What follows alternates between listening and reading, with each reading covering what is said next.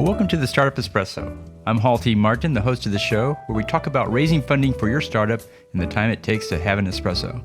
I hope you enjoy this episode. Hello, this is Hall T. Martin with the Startup Funding Espresso, your daily shot of startup funding and investing. As your company grows and the equity becomes worth more, there comes a time to switch over to debt funding. There are several forms of debt to consider. Each one is used for a different application.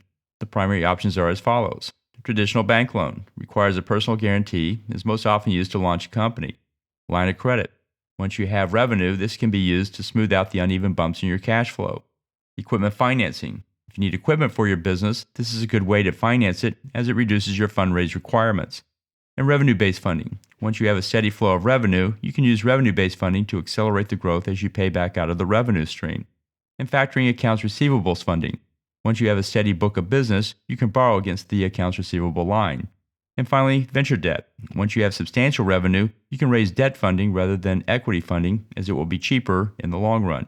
Thank you for joining us for the Startup Funding Espresso, where we help startups and investors connect for funding. Let's go startups into the day.